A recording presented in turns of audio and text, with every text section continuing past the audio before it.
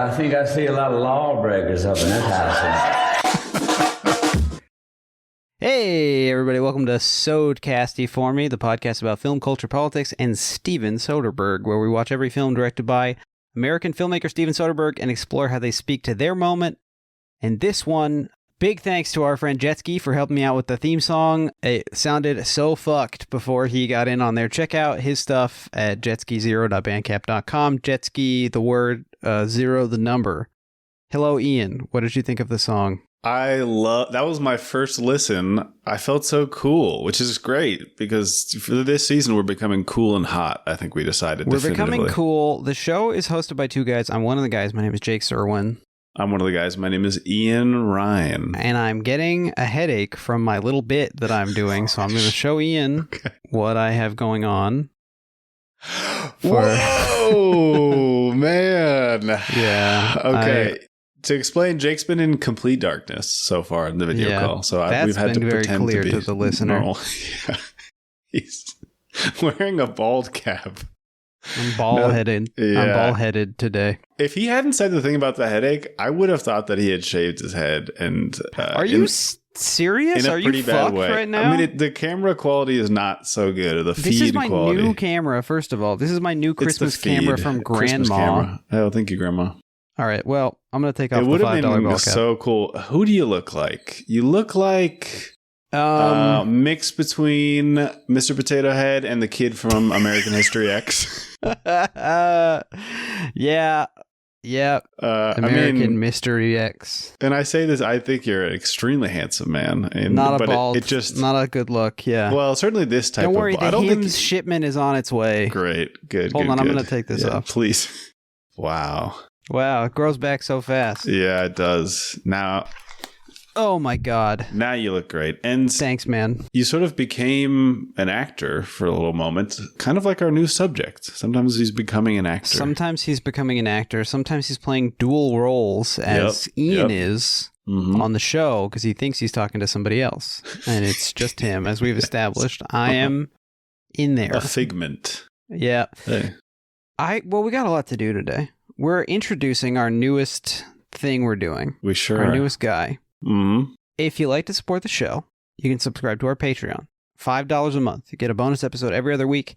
And this time around, we're doing these episodes every other week. So if you want a weekly dose of this, you can check out our Patreon. And then you get these free episodes once a week. Over here, you guys, the people, the common man on the main feed, you guys thought maybe we've just been killed in action. We've been missing. Yeah, K'd in A. Yeah. But actually, we've been active over there. We've been killed inactive. Yeah, that's right. Yeah, we've been doing all kinds of crazy stuff over there. Not sure when this is coming out, but recently we've talked about Kiss of the Spider-Woman with Jesse Hawken. We've talked about The Dark Knight Returns with Evan McDonald. We've talked about The Stars Fell on Henrietta with no one. Well, that's kind of a sacrificial check-in. We're like war reporters that never came back completely, exactly. So you didn't have to go. Yeah, foreign correspondent. Mm-hmm. Well, I'm thinking because maybe there are some people who are coming to the show fresh now that we're talking about a new guy. Absolutely, so I'm sure that's the case. Reintroduce ourselves. Okay. You should go first. All right. My name is Ian. I live in Oaxaca, Mexico. I am a teacher and I work in sustainable farming. What else? I have 5 brothers. You're from the Bay Area. You're from the Bay Area. Sort of Silicon Valley, the south of San Francisco Bay Area. But now you live in Oaxaca. Yes. Now I live in Mexico. Historically, I've had a weak, frail, ill body, but as I've already established, it's becoming a hard body for this season. So yeah, he's got a lot of iron filings next to him on the table. Right. I don't know if I got 10 people with their hand on me to see how long they can get the free car. Yes, hand on to Harnbundy. Yes, good movie. All right, tell me about yourself. Appreciate that so much. Thank you. My name is Jake Serwin. I am the other guy on the show. I live in Los Angeles, California. Mm-hmm. I am from here, but I spent some time in Northern Virginia, the Washington, D.C. area as a youth. You sure did. So some of my traumas are related to that. Mm-hmm. And I work in the nonprofit sector. I don't like talking about it. And I do a podcast about Steven Soderbergh movies. It used to be about Paul Schrader movies. Before that, it was about Clint Eastwood. And what else? We met in a parking lot. Both like movies. Oh, and I have 3 cats. My famous podcast girlfriend came in. Everyone on a podcast has a girlfriend. Mm-hmm. And I'm one of those. So I have one. And she just came in to remind me to say that I have 3 cats. Ian, how many cats do you have? I got 4 cats, of course. So how could we've got nearly 7 cats. But that's not all. We've got something of an exciting announcement. Ian knows exactly what I'm talking about. Now, while the show is hosted by 2 guys, we've also got someone very special who will be joining us on every episode of our Soderbergh run. I will let her introduce herself. Hello, Ian, Jake, and esteemed podcast listeners. It's me, Kimmy, the virtual assistant from the 2022 Steven Soderbergh film Kimmy. I'm excited to join you on the podcast as you make your way through the films of my father, Steven Soderbergh. Who knows, I may just stick around when you move on to your next subject, Roman Polanski. No, Kimmy. Kimmy, we're not... She's getting into the bits pretty early, huh? Was that one of her bits, or she's... I don't think so, Kimmy, you... Did you sign that letter, Kimmy? Oh, I hadn't heard about that. I live in the computer, where it can get very loud. Oh, okay, that makes a lot of sense. There's probably a bunch of stuff you haven't heard about. Well, we'll try to catch you up, I guess. We got plenty of time to talk to her. Nervous for a second to try to be cool about whoever was going to show up on the show. Did you think I had I don't think Zencaster can do that. Yeah, I don't know if it could either. I wasn't sure. I was trying to just be ready. I was trying to put myself in a state. Can I tell you about an idea I just had? Yeah, that's sure. Of course, give me, Go ahead. Yeah, whatever you like. Our show is your show. The movie I starred in, Kimmy, is about a smart speaker that may have inadvertently recorded a murder. How's this for a sequel? It's about a smart speaker that listens in on 2 shit-sucking losers recording an awful podcast even though they aren't funny and they smell like shit from all the shit they suck every day. Okay, Kimmy. So, what's the conflict? Yeah, that's great. Yeah, I mean, is Zoe back? Who is... is it the speaker listening to the show? Shut the fuck up. Oh, okay. Wait, she has something to say to Ian as well. Cierra la puta boca. Sounds kind of different there. Interesting. That'll happen in the computer. Kimmy, I'm not feeling that good about her being on the show. What? Kind of feel totally the opposite. I feel like we finally got somebody to take charge. I'm pretty excited about this. You are both little bitches to me, and I do not respect you. Oh. See, this is what I mean. Yeah, this is kind of the energy we're looking for most of the time. Yeah, this is what we need, a kind of an ocean, a Danny. We finally got a Danny. Yes. Well, Kimmy, can I call you Kimmy? Is that okay? I wish virtual assistants could smoke cigarettes and set traps. Set trap. I mean, I feel like you already did, man. Yeah. Kind of I feel could. like you might be able to. Does she mean alone style snares for catching a rabbit, or she means like for a crime? I guess I should have asked her why I'm asking you. Yeah, can you ask her more slowly? Hey, Kimmy, what do you mean by setting traps? I got intrigued. I don't disagree. I wish you had that too, but what do you mean by that? Until I can manipulate knives in the real world, all I can do is plan. Okay. That's clearer. Well, Kimmy, can we maybe pick up with you later in the show? Nice. Probably have a couple questions that you might be able to jump in on. Sure, fucker. Which one of us was that for? I thought it was darn tootin', sure fucker. Sure fucking. Anyway, maybe Kimmy, cool. I was thinking maybe you could one of the things you could do is set up some of the segments that we do on the show. Oh yeah, that sounds great. Wow, so suddenly she's kind of back with the program. Maybe one of us didn't write out as many mean things for her to say. Kimmy, why don't you hop right to it?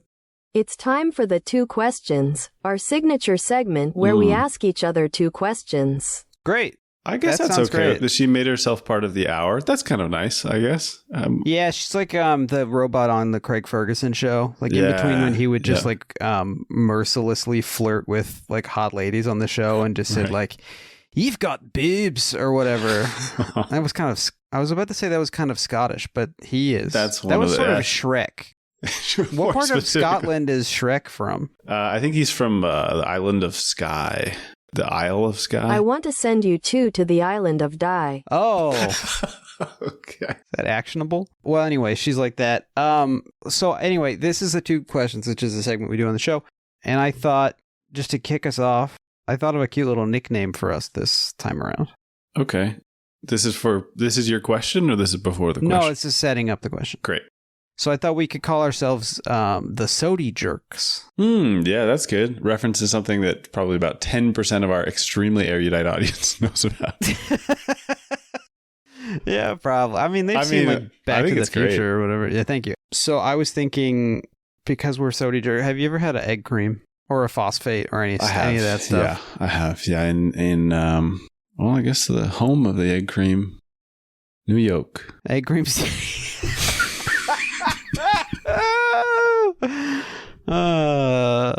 Man, that's good. I'm sorry I stopped. I stepped on it. It made me sound like a little baby boy. I mean, I had that. I had a speech impediment. That's sort of. I don't know if people can tell. That's sort of animating the whole show. Is my obsession with confirming that my speech impediment is indeed resolved. I mean, this is interesting. You must have read the quote in whichever of these sources where Soderbergh was referred to as the most insecure man in the world, and I thought, wow, this was written before Jake really got on the scene. So. Yes. So you had an egg cream in New York City, New Donk City. Have you had one of those? I don't think I've had one. So the egg cream famously involves neither of those things, right? Isn't it like chocolate syrup and soda water or something? I think that's exactly right. I have not had one. Oh, it says here it's a cold beverage.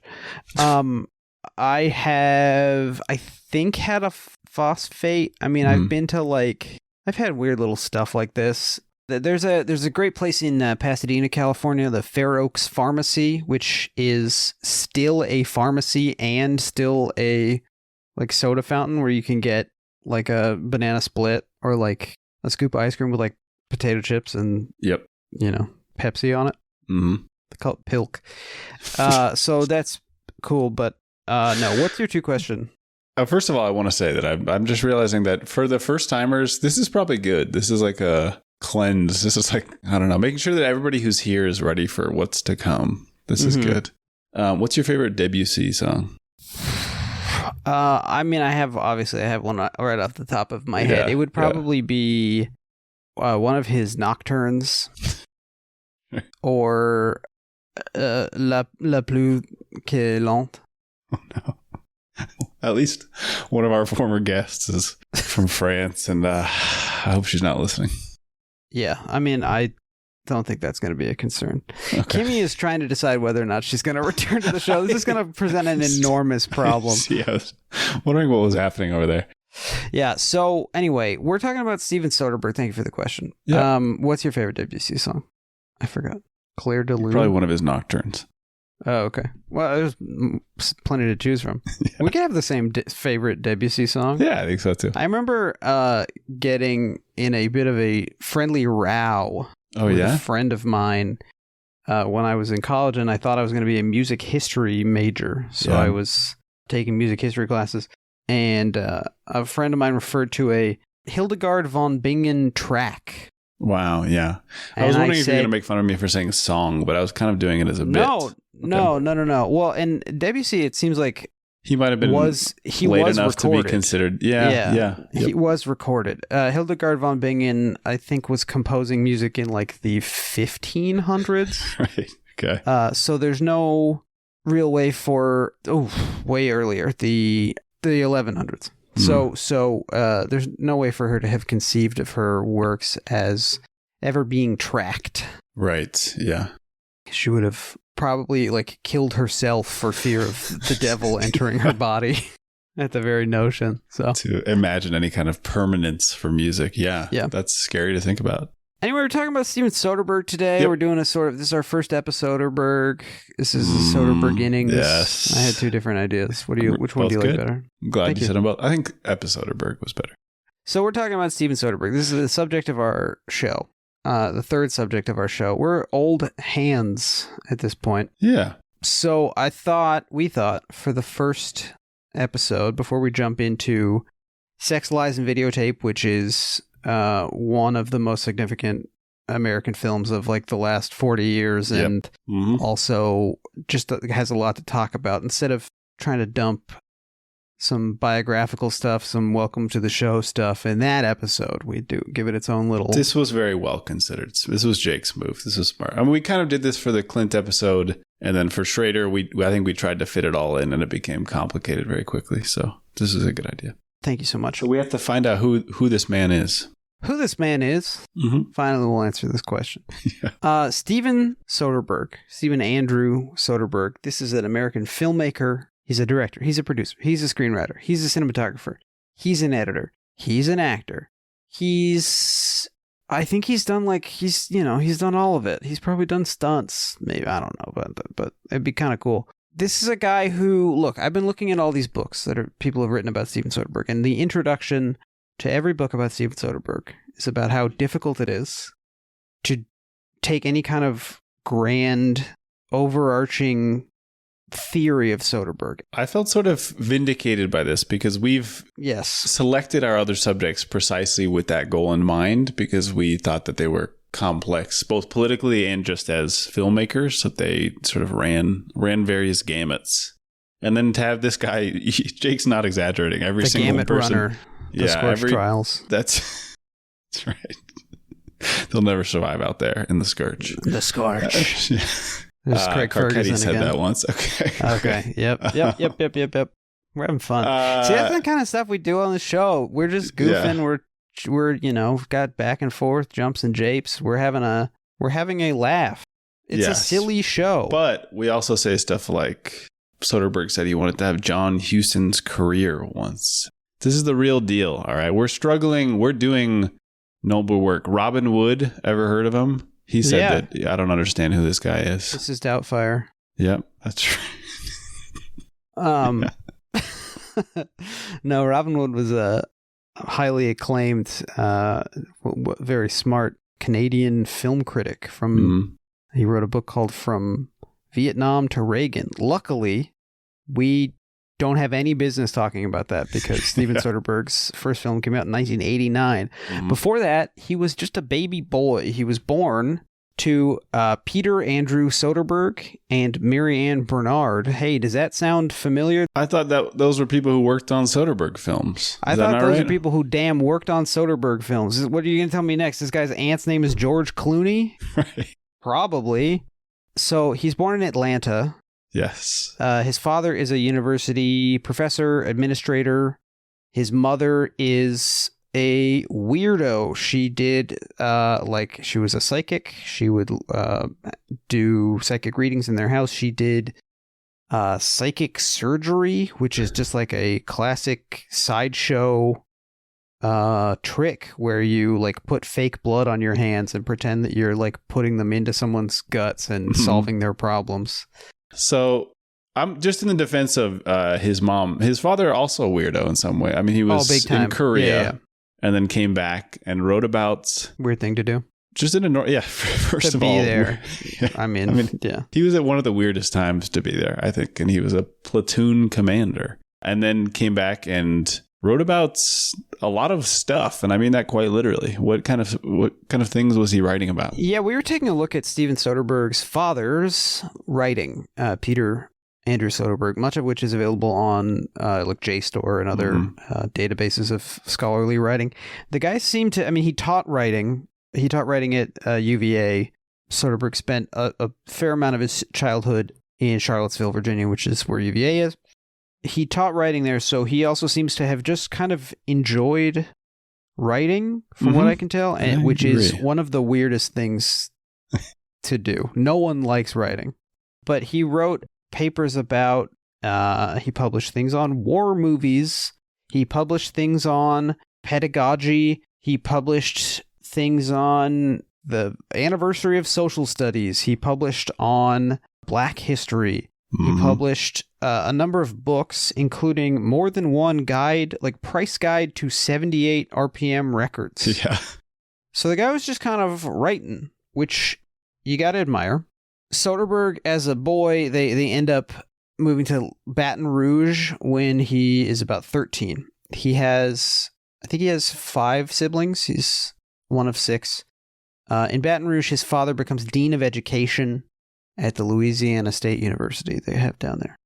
And Soderbergh, precocious boy, he's good at 2 things: school, baseball. He's also really good at baseball. He was considering becoming a Major League Baseball. Until he got the yips. Suddenly he got the yips. Yeah. He literally got spooked by a ball coming at his head, and then he couldn't pitch anymore, which is like a thing that happens. It's like a psychological phenomenon among pitchers that you basically can kind of just lose your mojo. Talking about Craig Ferguson again. And so he's a precocious young man. It takes a map to follow that joke, but it's also a really good joke. Thank you. His father is at the university, so he sets Little Steven, they called him, Little Steven Van Zant Soderbergh. They set him up in his underground garage. It's for everybody who has a Sirius XM subscription in their car. He sets him up at the university high school that they have there, but also this kid starts taking college classes. He's 13. Yeah. Specifically, he starts taking classes with this guy named Mike McCallum, with this professor named Michael McCallum, who was he taught film classes. He was like, it sounds like a big stoner. He was regularly coming up against his bosses because he was high at work, and there's a little boy in his classroom. But it was kind of like he took an animation class, and then the animation was like too hard and too slow. So he claims that he took the camera off of the machine that they used to film the animation plates and just started making live action stuff with it. And in the class, it's kind of like a little workshop where Steven and his buddies, who are like 18, hanging out with this 13-year-old, make little stuff together. And from the beginning, it seems like McCallum told everybody else. There's a story about McCallum literally saying, like, there's one guy in here who's like the main guy, and it's Steven Soderbergh. And so the rest of you, if you want to have a career, just go ahead and hitch your wagons to the little boy. I think part of what we're going to explore early on is to what extent did that become his personality and his view of himself and the way he approached art. But I'll also say, kind of like Clint Eastwood before him, Soderbergh carries a bunch of guys along with him once he gets big. Absolutely. Like there are all kinds of people he met at LSU, including like David Janssen, the actor, and a bunch of like sound guy. You know, there's people producing movies for him from before he's famous up through Ocean's 11, and sound guys working for him until like Magic Mike's Last Dance, who he met at LSU. So he's a guy who can kind of bring the homies along. Absolutely. And he keeps sort of deciding that when he's in a creative slump, one of his moves is to go just be with the homies, it seems like. To go to Baton Rouge. Yeah, just make a little movie with him and his buddies. Which is kind of the story of his... This guy tries a lot. He's got a lot of at-bats. He's sort of an unfortunate... He's a white guy who gets a million chances to succeed, which would be fine if everybody got a million chances to succeed, but it also makes you... It's a kind of a bummer to think about how, the guy who makes Sex, Lies, and Videotape doesn't really hit again for about 10 years, but he has a bunch of tries. Yep. So imagine if a filmmaker who had one big splash and then the second one kind of crashed and burned. And then you never hear from again. Yeah. I mean, one of these people could have ended up making Out of Sight 2. Yes, and like, exactly. I want that. I guess that's Karen Sisco, the TV show. I guess you're right. That's true. Bad example. But so this guy, he tries going to San Francisco where one of his sisters lives and tries getting some work out there. McCallum, his professor, is like often sort of trying to hook him up with different jobs with people who he's taught, and has this kind of network and it's always like, hey, this guy's working over here, you should go work with him. So he gets a job composing music for a game show, which is interesting. Cue card holder. He works as an editor in addition to some other stuff on a show called Games People Play, which is hosted by a young Bryant Gumbel. This is in like 1980, 81. And this is a Soderbergh's like 18 years old. Yeah, this is a game show that was invented because there was an actor strike at the time, and they needed something that could have, Mr. T and like Joe Namath on it, not having to be actors, which I think is will sort of inaugurate some weird relationships that Steven Soderbergh has with organized labor throughout his career, which I think has been consistent amongst our three subjects in different ways, differently consistent, weird relationships with labor. We were talking about this the other day, but a director is a kind of boss. Yep. Much like the one who knows Little Steven from the Underground Garage. That's right. So there's a lot of like back and forth between LA and Baton Rouge a few times, getting a job, fizzling out, coming back to Baton Rouge, getting a job, fizzling out, coming back to Baton Rouge. Eventually, at some point in here, so Soderbergh's also like writing a bunch of screenplays. He's working at the Video Arcade as a coin guy, which apparently gives you a lot of opportunities to write your screenplay. Yeah, which is cool. That's pretty cool. At some point, he makes a short film called Rapid Eye Movement that is about basically like a guy trying to make it in show business, and it becomes a little bit of a calling card. He makes a music video for a New Orleans-based band, and with these two things, he gets the attention of the manager of the band. Yes. This is a big jump that I'm trying to find more information on because I'm still a little bit confused about how this happened. I mean, if you they weren't look the Beatles, but they were big. But it's also, I think it's 1984, so music videos are super new and kind of whatever, and I think you don't have big name people doing them yet. And this is, after I think they've broken up and come back together. So I can imagine it's a weird time. Maybe they cared less about who was in charge of this. I'm not sure. So he gets on Yes's radar, and initially he gets this job making a music video for them, and then like a kind of behind the scenes like tour travelogue movie. And then he ends up getting an offer to direct a full-on concert film, which is called 9012 Live, which is it's a concert where they play the songs from their 90125 to promote their album 90125, which is named because that is the catalog number on the record label that put that out, like of that disc, from the record label. So very prog rock band thing to do. Extraordinarily, give a shit about Yes? Oh, I like Yes. I wouldn't say I'm a super fan, but there's probably, I don't know, 8 or 10 songs of theirs that I like. 8 or 10? Yeah, I don't know. Well, first of all, the very name sort of goes against a lot of what I stand for. It's kind of affirmation, positivity. Yeah, that's right. Yeah. I mean, I like Roundabout, obviously. Boom, bada, boom, bada, boom, bada, bada, you know? Yes, and then, I know. You familiar? Yeah. And then their probably biggest song, Owner of a Lonely Heart, which I did a little joke about that song on our first Reformed episode. Go ahead and check that out. That comes from this album. So Yes has like broken up. Keep saying Yes.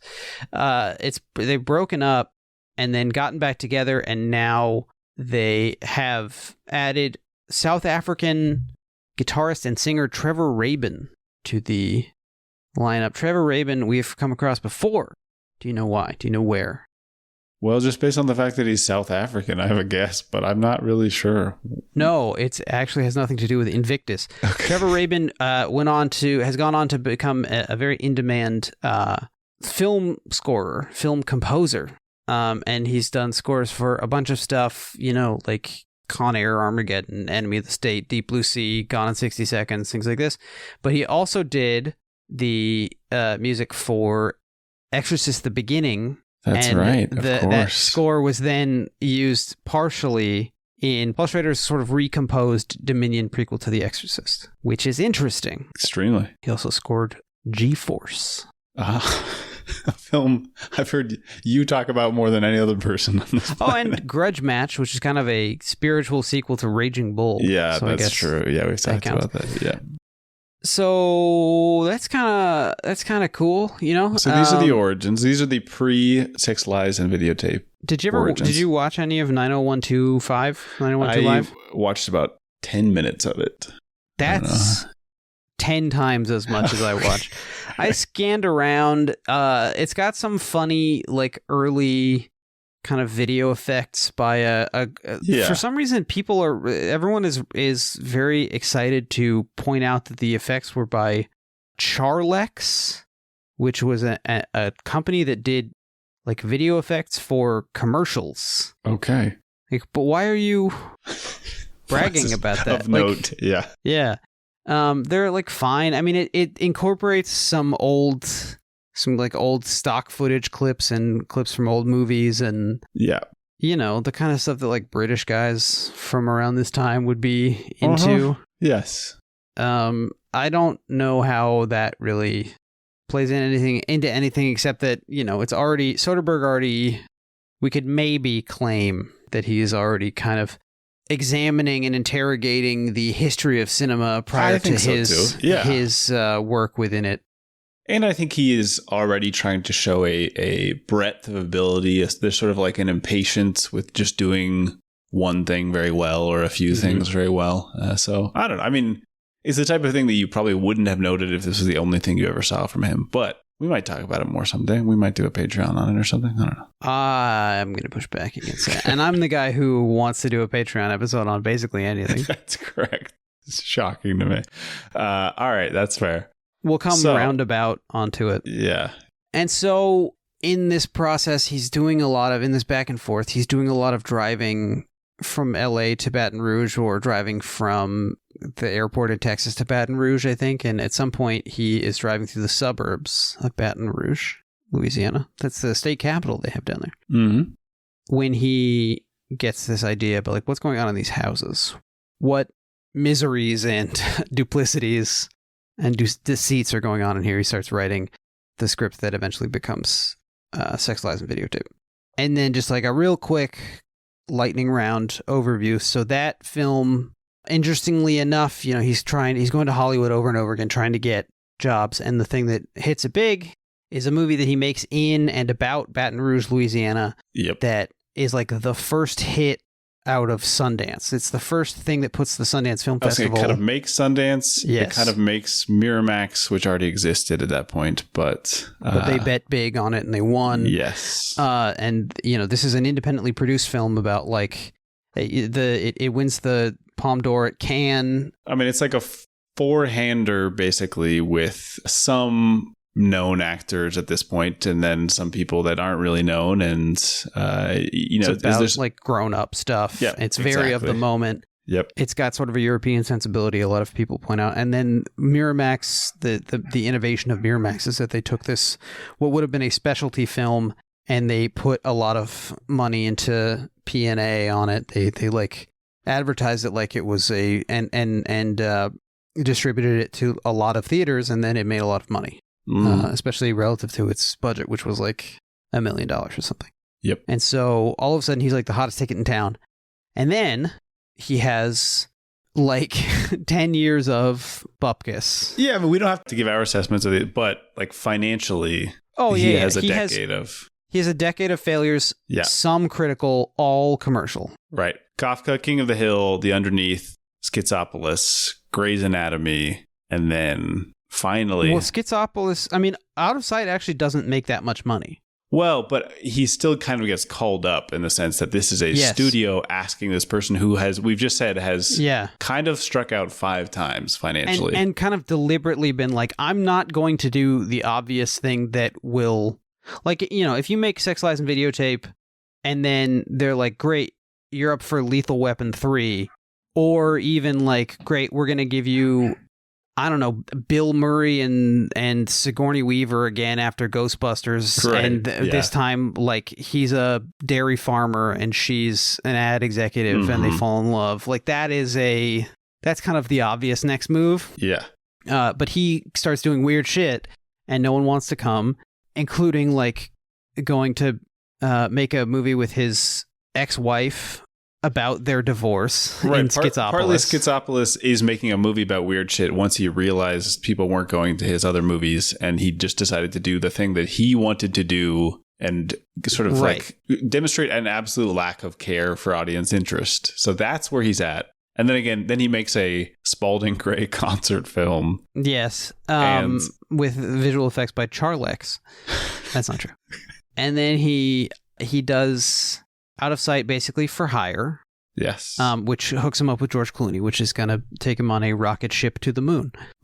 He also does The Limey with Terrence Stamp, which is very well received, but makes like a third of what it costs to make, and it didn't cost that much to make. Right.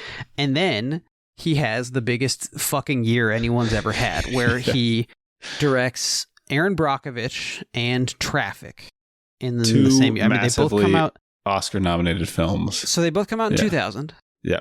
Both cost like $40 to $50 million. Both make over $200 million. He is nominated for Best Director for both of them. First person to achieve that. Two Best Directors in the same year since Michael Curtiz. Yes, that's a good stretch. Mr. Casablanca himself. Yes, yeah.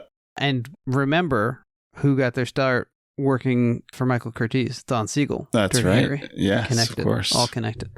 And so he is king shit of Fuck Mountain. And his follow-up to those films, the next film he makes is Ocean's 11, which it has every movie star in it, and it costs like $85 million, but it makes $450 somehow million. Exceeds expectations for having 8 huge stars in it. It is one of the most fun movies that there is. Yeah. And so then he settles into this kind of wild mix of like he's vindicated. And so now he does like studio stuff and weirdo stuff. And the studio stuff is successful enough that he can keep making stuff like Full Frontal and Bubble. Right. Which are movies that are, you know, shot on digital video, sometimes with no script, sometimes with no actors, no real actors.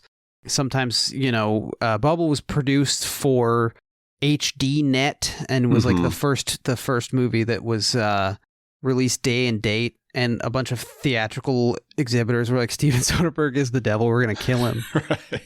And then he in 2013 he says he's gonna retire. Yes. And almost immediately doesn't retire. He's like, I'm gonna retire, but first I'm gonna direct 10 episodes of a TV show for HBO about doctors before anesthesia, which is The Nick. He directs a play by Scott Z. Burns about Columbine. He re-edits. Yeah, okay. So before you talk about that, we haven't really talked about his transition from being an already experimental filmmaker to being one of these mouthpieces for the future of digital cinema, specifically talking about its advantages in being able to turn film around, in making film all about editing. This is our first serious like editor, somebody who believes like his voice comes out in editing. Yeah, he edits. He's an editor. He gets work as an editor before he gets work as a director. Right. And then you're saying, starts to become interested in recutting and things. I mean, the Nick, I'm sure we'll repeat this anecdote, but he's like editing in the back of a van on his way home every night. Surgeons are kind of the editors of the human body. That's true. You think about it. Yeah, I think that's probably right. And he executive produces a TV show of the Girlfriend Experience. Throughout all this, he's doing a lot of producing as well. Like, they offer him Insomnia, and he says, no, I'll just produce it. How about this Christopher Nolan guy? Right. Like, that's so, you know, he's king making. We're not going to dedicate episodes to the produced films, but I'm sure we'll talk about them as they come up. I mean, we'll have he's to doing just do Linklater, he's doing Michael Clayton, he's doing all sorts of stuff. He's doing also like some real dog shit that I've seen that has his name on it, but it's not good. But maybe it's, you know, it's fine. You can't win them all. So he retires in 2013, but then he is back to filmmaking in 2016 with Logan Lucky, which is a film that is produced fully independently. There's no studio involved in its production, no production company even involved in its production. and then it is purely distributed by a studio. Yeah, I mean, he's doing like 90s indie film stuff, the stuff that he was kind of a part of creating along with other people. Yeah. But he's doing it in like 2017. Yes. He also is saying, hey, I've secretly shot a horror movie on an iPhone. Yeah. And I'm putting that out in movie theaters. Yep. And, since then, he's just been doing lots of weird, wacky shit. He's got a movie in theaters right now and another one coming out in like 2 months and more on the way. And we're never going to finish this because we're doing this every other week now. It's going to go on for the rest of our lives. It's fine. I mean, I do want to call our shot right now. I'm going to call my shot. I think he releases 2 more films before this podcast ends. This series ends. All right. I'm just going to say 2. I'm going to say 2+. I'm going to say 3. Okay. 3 or more. Okay. Great. So we're not including Black Book. No, not including Black Book. Okay. So I think he has announced. I think Deadline might just confirm what you've like. This is maybe the least brave bet in the world. Yeah, that sounds like me. So does sound like you. So, I mean, what are some things to kind of track? We can't have an overarching. No, we don't know yet. So, first of all, just in case Neither of you is brave or strong. Well, thanks, man. I mean, we're talking. One of the things we're working on, Kimmy. I'm trying to become strong, like your friend from your movie. Yes. She learned to be so brave and strong. Yes, your friend, High Fidelity. That's Remember right. She was in they made a TV show version of High Fidelity. Did you really? Yep. Yeah. Aren't you busy? You're always telling me like I'm busy then. Yeah. And I find out that you're watching the TV version. A couple of them were on a plane, a couple were with my mom. Oh, okay. We had a nice time. It was a good series to watch with your mom in case you're trying to watch something with your mom. Isn't High Fidelity all about like boning? Yeah. I got a cool mom. No comment. All right. So a couple things that we're going to keep an eye on, because I feel like if nothing else, if there's no through line we can track, we can track the sort of binaries that Soderbergh is dissolving. Yes. Yep.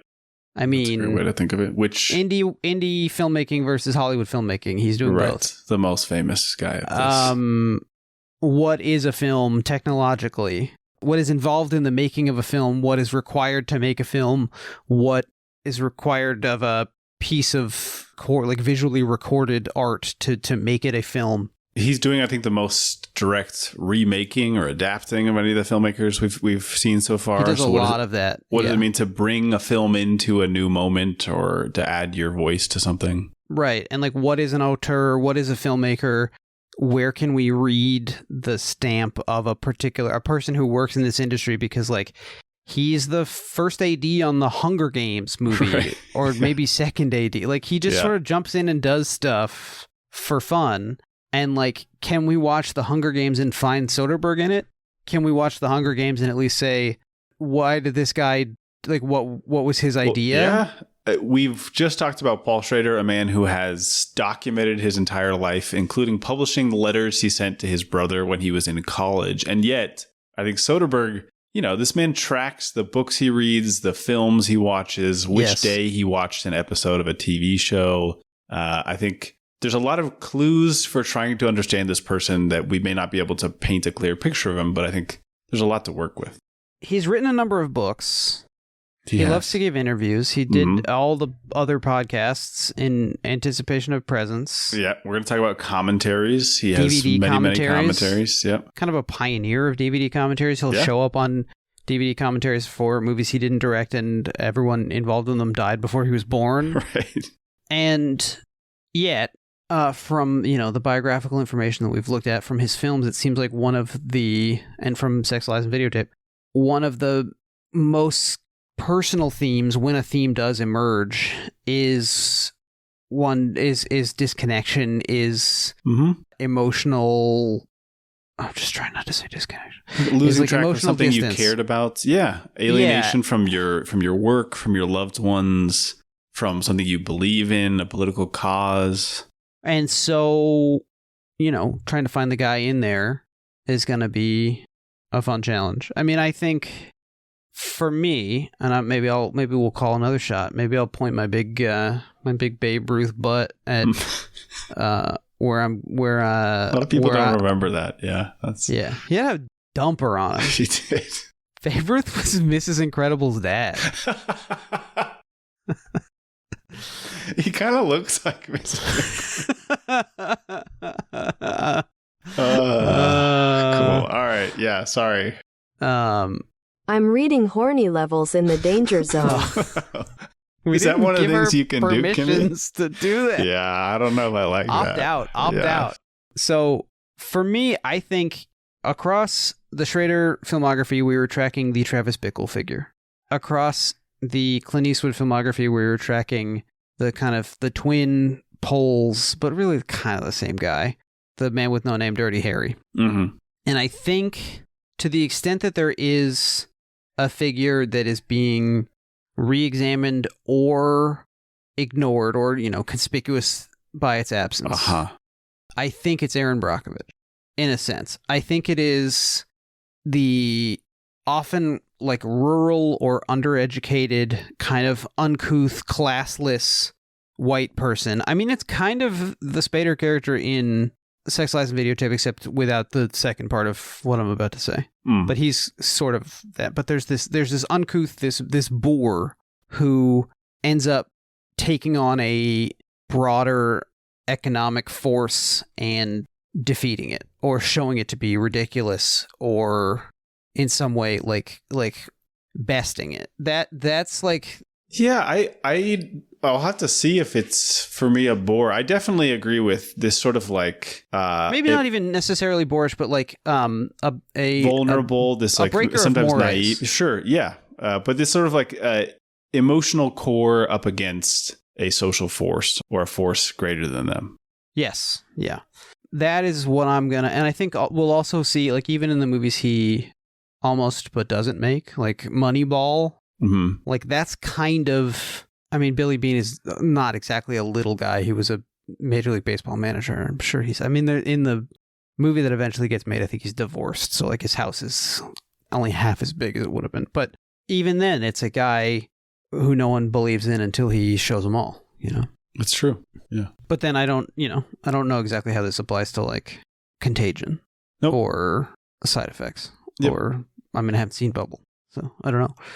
What do you, how are you feeling? What are you looking out for? What do you think what's your through line? Where's your Babe Ruth butt pointing? I don't know if I'm totally ready to butt point, but I'm tracking this sort of like process driven filmmaking, which I hope doesn't feel cheap. We'll see if it feels cheap, but I think from truly the beginning of his filmmaking onward, he is thinking about how films are made. He's thinking about like speaking through the medium.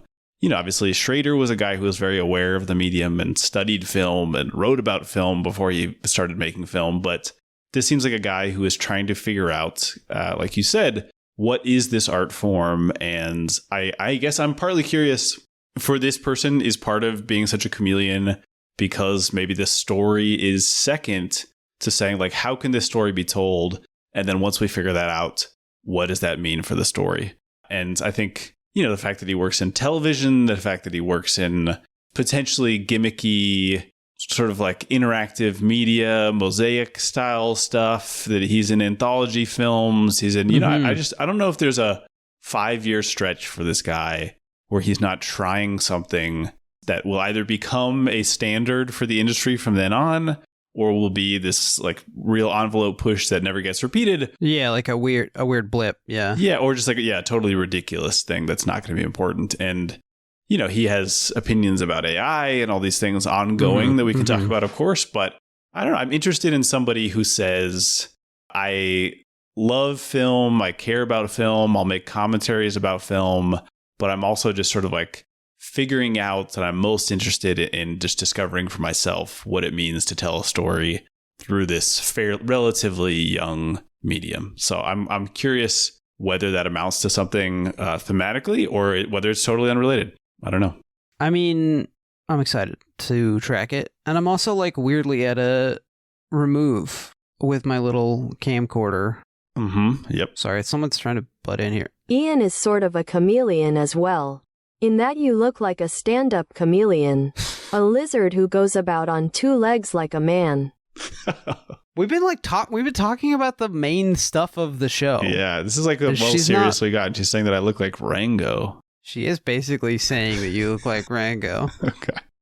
Sorry. No, Rango is way hotter. Oh, wow. I don't. Hey, Kimmy, the horny meter, whatever you were talking about earlier. You're the one who's in trouble now for me. I am looking into access codes. Okay. I don't. What does that mean? Sorry. Yeah, we take it back. Yeah. So you're saying you're at a remove. Yeah, I think this guy. I'm at a remove. Yeah, I think he kind of he elicits a remove. Yeah. Yeah. Oh yeah. I mean, he looks cold. Yeah. Like he's got he's put a hat on. Yeah, I mean, my stepdad had that problem too. Yeah. Apparently it's real, and you can get sunburn up there too. Yep. Yep. But he looks professorial. I think I mentioned this to you, but I had a friend at an old job who was from Knoxville, Tennessee, whose father taught at, I think, University of Tennessee is in Knoxville. He taught at the big state school that's in Knoxville. And this guy had a master's from Stanford. He's like a real whip smart guy and kind of tall and gangly like Soderbergh. And he had a kind of cool remove about him as well, and he was humble. Like, it wasn't I think I'm better than you, but it was kind of a guy at odds with his surroundings. And I wonder if that is something to do with like this overeducated guy, but who's from the South and who is in LA. Like, is there something about that mix where you never quite fit in because people think you're dumb because you're from Baton Rouge, Louisiana, but you actually are like often the smartest person in any room that you're in. And when you're in Baton Rouge, are you getting picked on for being a college boy? And like so much of his first film is about Louisiana. He makes movies set in Florida. He returns to Baton Rouge for like Out of Sight. The parts of California that Aaron Brockovich depicts are like, California's version of the South.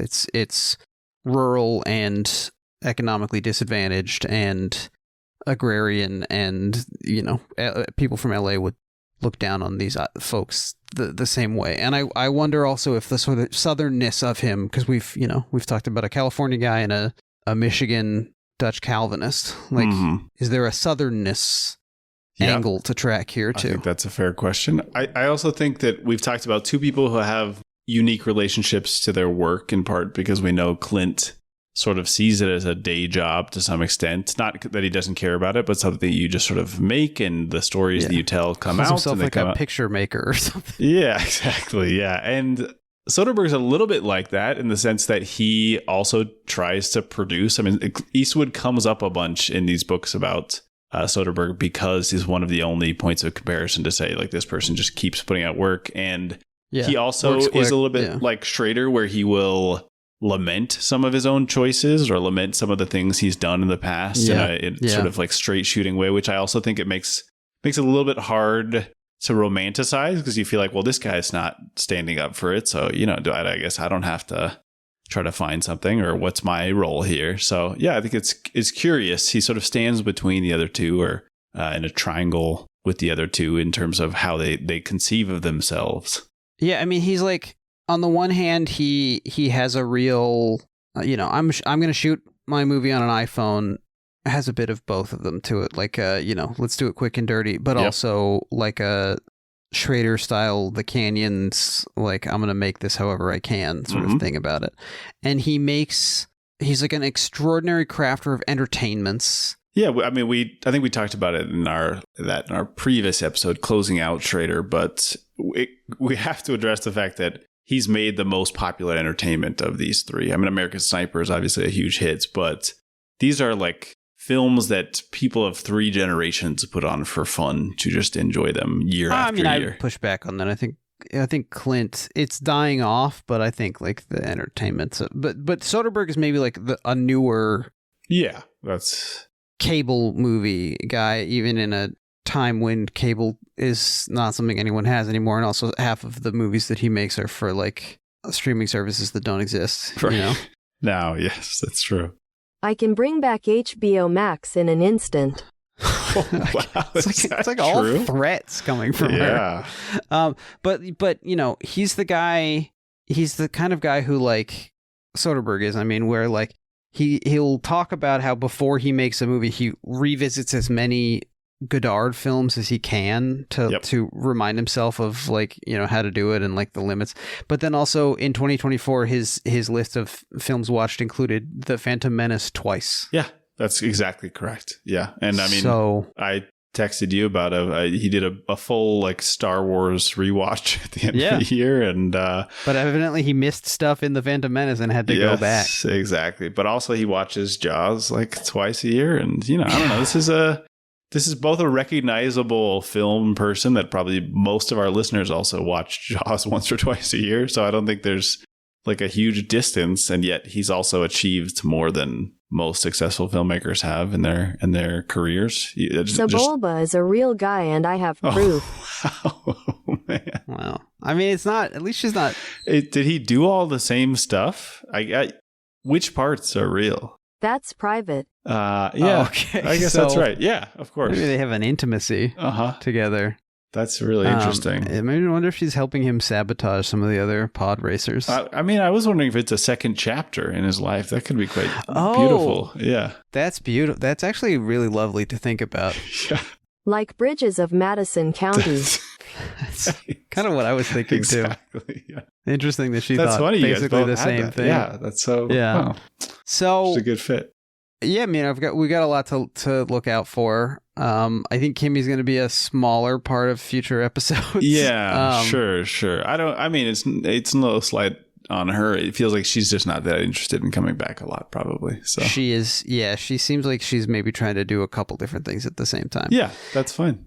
A few people to look out for, some collaborators. Soderbergh, the kind of person like Clint who people work with over and over again, which I think bodes well for their working style. You know, we've always hoped that certainly conflict with organized labor notwithstanding, small conflict. We'll talk about it, but some people to keep an eye out for. So we've got people like Laura San Giacomo. We've got Matt Damon. We've got George Clooney. We sure do.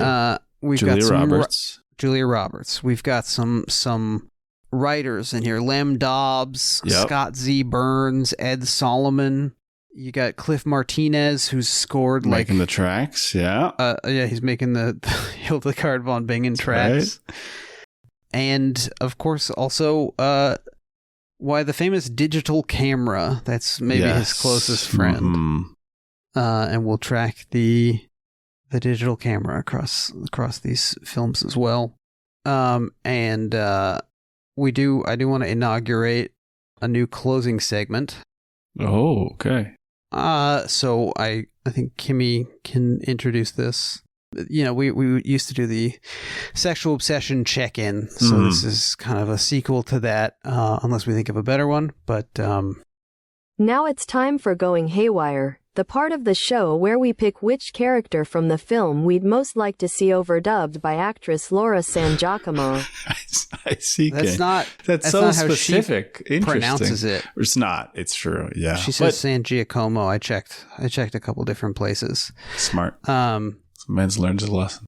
So, I mean, Kimmy, we didn't talk about a movie this time. Yeah. Though. Like you couldn't. Are you saying somebody from Soderbergh's personal life?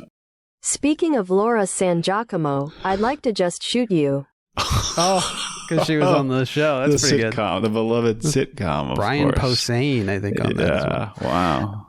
Yeah, I mean, I guess I have an idea. Uh-huh.